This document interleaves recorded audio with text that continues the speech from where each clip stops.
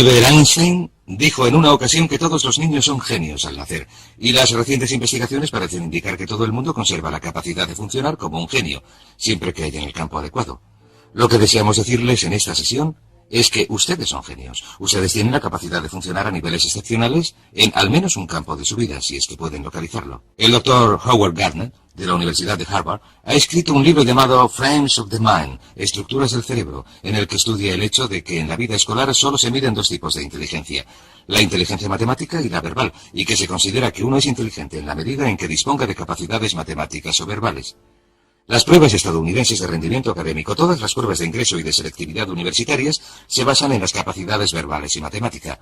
Pero Gardner ha averiguado que también se puede tener inteligencia artística, inteligencia mecánica, intuitiva, musical, y la más importante de todas para lograr el éxito en la vida, de hecho, una de las bases de este curso es la inteligencia social, la capacidad de llevarse bien con nosotros.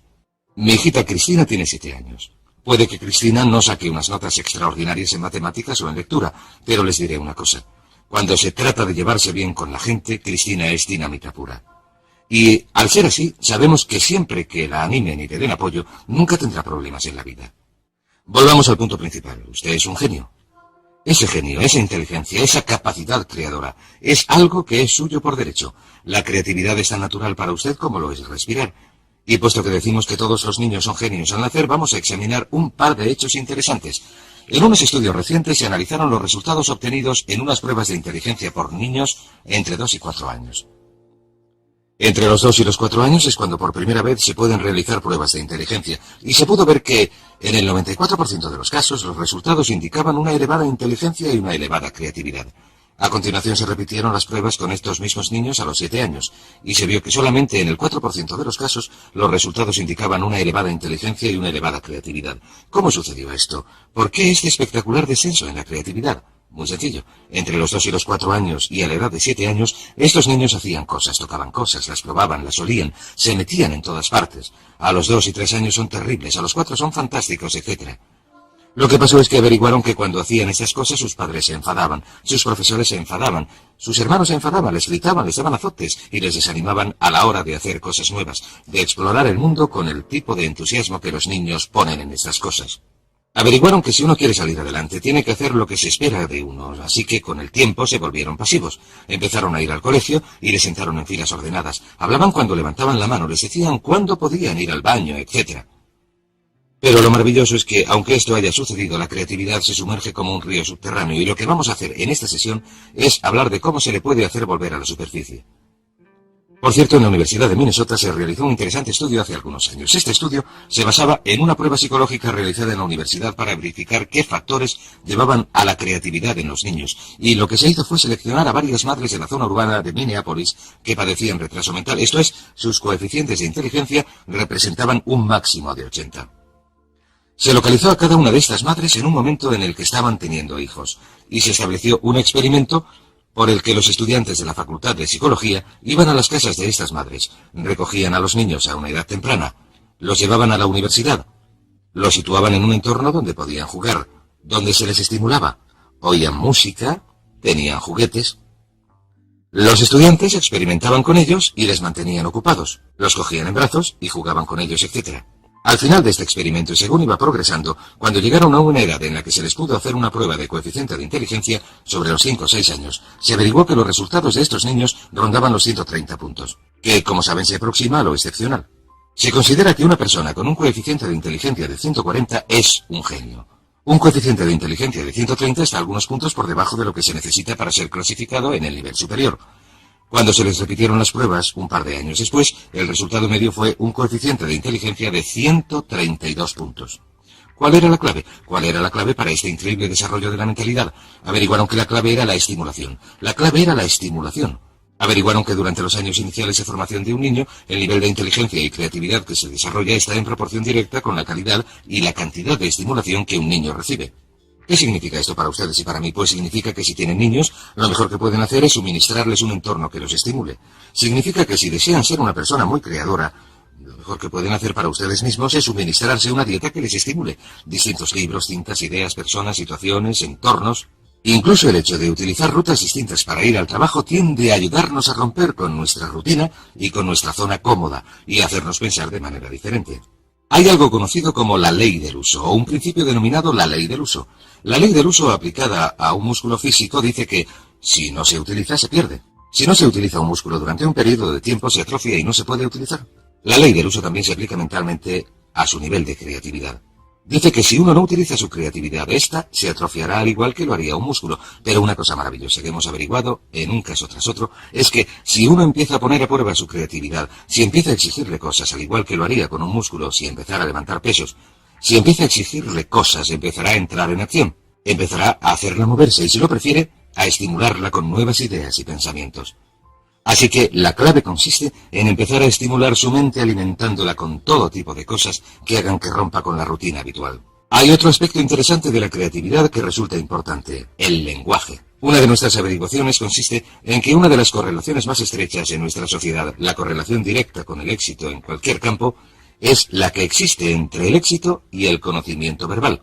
La persona media de habla inglesa utiliza menos de 1.200 palabras en su vocabulario diario, de un total de unas 500.000 palabras posibles. Hemos averiguado que el nivel de creatividad y de inteligencia del individuo están en proporción directa con el número de palabras cuyo significado conoce y que puede utilizar en una conversación. Por cierto, existen dos tipos de palabras: las que nunca se utilizan en la conversación, las que solamente se leen, pero también existen las que utilizamos continuamente en la conversación. La persona media solamente emplea 1.200. El niño medio, hasta los 5 años de edad, aprende a identificar y conocer el significado de unas 5.000 palabras. El adulto medio aprende 5.000 palabras al año, de modo que, cuantas más palabras se aprendan, más creador se hace el individuo. Lo que nos lleva a otra ley, denominada la ley de la creatividad. La ley de la creatividad dice que en la vida actual todo se inicia con las ideas, El éxito, el progreso, la felicidad, la prosperidad, el desarrollo de la vida de uno, dependen directamente de la calidad y cantidad de ideas que se desarrollen. Y lo que es sorprendente, si uno se centra en la cantidad de ideas, y yo he dedicado una enorme cantidad de trabajo al pensamiento creador, si uno se centra en la cantidad de ideas, se dará cuenta de que la calidad de las ideas es función de su cantidad. Hay quienes dicen que solamente van a desarrollar unas cuantas ideas. Esta es la gente con miedo al fracaso, con miedo al rechazo. Si uno se centra en generar una elevada cantidad de ideas nuevas que de algún modo mejorarán las cosas, ¿qué es la creatividad? La creatividad es la capacidad de producir mejoras. La creatividad sencillamente consiste en la capacidad de generar mejoras. Cualquiera que sea capaz de producir mejoras es una persona creadora. Si se puede mejorar el modo de controlar al niño, si se puede mejorar el modo de resolver una situación social, si se puede mejorar el modo en que se cocina un plato, se arregla el coche, se trabaja en el jardín, se elabora un plan de marketing, se hace un anuncio, cualquier cosa que haga que algo mejore es un acto creador. No es necesario componer sinfonías o escribir novelas o pintar cuadros. Lo único que hay que hacer es mejorar las cosas. Una serie de pequeñas mejoras puede producir unas diferencias extraordinarias en el rendimiento. De modo que la ley de la creatividad dice que el futuro, el éxito, la felicidad, en muchos casos la longevidad, estarán determinados por la calidad y cantidad de las ideas que uno produce. Pero, ¿qué es lo que controla la creatividad? En mi opinión, 3 cosas. La primera, las experiencias del pasado. Si uno se ha educado en un entorno, especialmente durante la infancia, en el que se le ha animado a pensar con creatividad, entonces será una persona creadora. A nuestros hijos, desde luego, hagan lo que hagan, siempre les decimos lo inteligentes que son, lo creadores que son, lo interesantes que son, lo divertidos que son. Y cuando están cerca de nosotros, siempre hablamos delante de ellos de lo creadores y listos que son nuestros hijos. Así que nuestros niños creen que son pequeños genios. Y probablemente, puesto que son nuestros hijos, no andan muy equivocados. En segundo lugar está el hecho de que el autoconcepto de un adulto con respecto a la creatividad es muy importante. ¿Se considera usted una persona creadora? Pues bien, como dijo Henry Ford, y ya lo hemos comentado antes, tanto si cree que lo es, parafraseando sus palabras, como si cree que no lo es, tendrá razón. Si su autoconcepto consiste en que se dice, creo que soy una persona creadora, esto es lo que se convertirá en su realidad. La mayoría de la gente cree que no son especialmente creadores sencillamente porque no han puesto a prueba sus capacidades creadoras desde hace tiempo. El tercer campo que determina su creatividad es su entorno actual. Si usted está en un entorno que fomenta la creatividad, que fomenta las ideas nuevas, verá que se le ocurren ideas. Tom Peters, en su libro In Search of Excellence, Buscando la Excelencia, dice algo estupendo. Dice que si les dejáramos, la gente nos ahogaría en ideas. Dice que las empresas más prósperas son aquellas donde continuamente se genera una enorme calidad y cantidad de buenas ideas. Dice que el éxito comercial está en proporción directa con la cantidad de ideas buenas o de ideas nuevas para producir mejoras. Así que examinen estos 3 puntos, estudien cuál fue su experiencia pasada con sus padres. En mi caso, mis padres me desanimaron de cualquier idea que pude tener en cuanto a hacer algo que no fuera exactamente lo esperado, porque mis padres eran una gente con muchos temores. Vivieron la depresión y la Segunda Guerra Mundial, etc. Mi autoconcepto me decía que no tenía ninguna creatividad y mi entorno en muchas situaciones era del tipo en el que había que hacer lo que se esperaba de uno para salir adelante. Pero si empezamos a desprendernos de estas cosas, si empezamos a darnos cuenta de que somos creadores, entonces empezamos a hacer que esto se convierta en nuestra realidad. Ahora bien, existen dos tipos de personalidades, lo que llamamos la personalidad mecánica y lo que llamamos la personalidad adaptable. La principal diferencia entre estos dos tipos consiste en que la personalidad mecánica es rígida y la personalidad adaptable es flexible. La personalidad mecánica tiende a ser dogmática. En otras palabras, quienes la tienen dicen tajantemente que las cosas son de una manera, hacen declaraciones que podríamos definir como en blanco y negro. Todo es sí, no, arriba, abajo, blanco, negro. Son casi absolutistas. La declaración de un absolutista es esto es así absolutamente. La persona adaptable tiene una mentalidad abierta. Siempre está dispuesta a considerar distintos enfoques. Se dan cuenta de que una pregunta nunca queda contestada, así que siempre están preguntando. Siempre están haciendo más preguntas. Dicen cosas como ¿qué os parece esto? ¿Qué os parece si hacemos aquello? ¿O por qué no probamos esto? O esa podría ser otra idea. Y tienden, si lo prefieren, a ser fluidos. Si se plantea una idea nueva, si acaban de tomar una decisión y se plantea una idea nueva, dejan la primera y adoptan la segunda. Son muy flexibles. Y verán que las personalidades adaptables son las personalidades con más éxito, las más felices. De hecho, existe una relación directa entre un amor propio reducido y la falta de seguridad. Falta de seguridad. La gente recurre a su inseguridad. Y la gente con un elevado amor propio con seguridad, los que están satisfechos consigo mismos, están dispuestos a cuestionar las ideas. De modo que pregúntense en qué lugar del gráfico se sitúan ustedes en cuanto a tener una personalidad mecánica o adaptable. Y he aquí 4 preguntas fáciles que se pueden hacer, 4 maneras fáciles de analizarse. Pregúntense lo siguiente: ¿con qué facilidad en una escala de 1 a 10 pueden hacer una de estas manifestaciones? Número 1. ¿Con qué facilidad pueden decir me he equivocado, no tenía razón? Me he equivocado, no tenía razón. Verán, las personas adaptables, las personas flexibles y fluidas están dispuestas a reconocer que se han equivocado. Y las personas mecánicas, o si lo prefieren, rígidas, son las que no pueden admitir que se han equivocado. De modo que lo que hacen es esforzarse por ocultar su error. Trabajan mucho para defenderse y proteger sus errores en lugar de decir me he equivocado. Una vez que uno ha dicho me he equivocado, no hay nada que discutir. Entonces uno se puede dedicar a hallar la solución. He aquí otra manifestación. ¿Con qué facilidad, en una escala de 1 a 10, pueden decir, he cambiado de opinión, es verdad, antes me parecía buena idea, pero he cambiado de opinión? La capacidad de cambiar de opinión es el distintivo de una persona flexible. ¿Con qué facilidad pueden decir, no lo sé, en una escala de 1 a 10? Si alguien, un hijo, un padre, un jefe, les hace una pregunta, ¿con qué facilidad pueden decir, no lo sé? O manifestación final, ¿con qué facilidad pueden decir, necesito ayuda, no lo puedo hacer yo solo, no tengo la capacidad suficiente, necesito que alguien me ayude, necesito ayuda, he cambiado de opinión, no lo sé? Estas son las manifestaciones que hace una persona flexible. Muy bien, estudiemos otro par de aspectos de la creatividad. Tenemos la ley del uso, tenemos la ley de la creatividad. Sabemos que el lenguaje y el vocabulario están directamente relacionados con esta. Sabemos que el autoconcepto es parte esencial de la creatividad, que cuanto más se gusta uno a sí mismo, cuanto más cree uno en sí mismo, más probabilidades tiene de ser creador. Así que el siguiente punto es preguntar. Sencillamente, la capacidad de hacer preguntas. Cuanto más dispuesto esté uno a hacer preguntas una y otra vez, cuanto más dispuesto esté uno a decir qué pasaría si lo hiciéramos de otro modo, qué pasaría si cambiáramos, qué pasaría si hiciéramos lo contrario de lo que estamos haciendo, qué pasaría si hiciéramos más, si hiciéramos menos, si dejáramos de hacerlo por completo, estas son las preguntas de una persona creadora.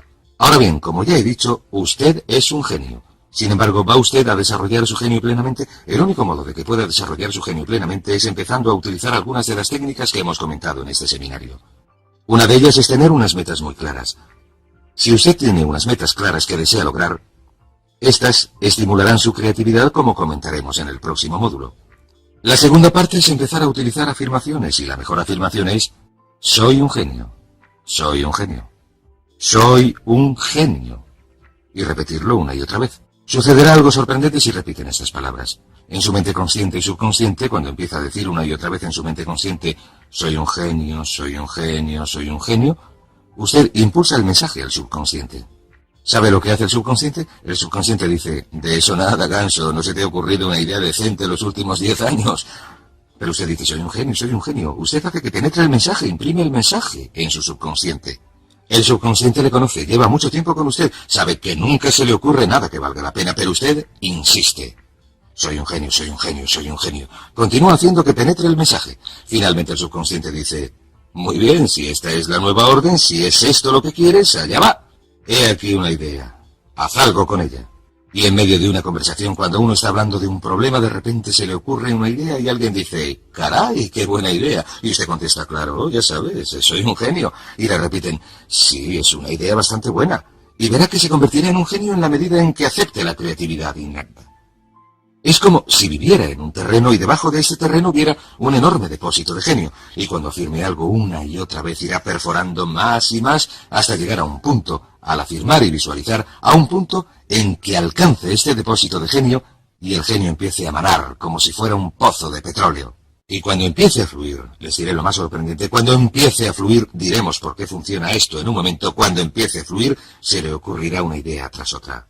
Pues bien, el punto más importante de todo este asunto consiste en entender lo siguiente, que no hay nada que no pueda lograr si explota este genio, que toda productividad y prosperidad se derivan de las ideas y que la fuente de las ideas es inagotable, lo que significa que su potencialidad es inagotable. Significa que no hay límites en cuanto a lo que puedan hacer, o tener, o ser, si desbloquean su creatividad innata, que si repiten una y otra vez, soy un genio, soy un genio, soy un genio, soy un genio, y a continuación esperan confiadamente. En el momento preciso en que la necesiten, se les presentará la respuesta precisa en la forma precisa que deseen.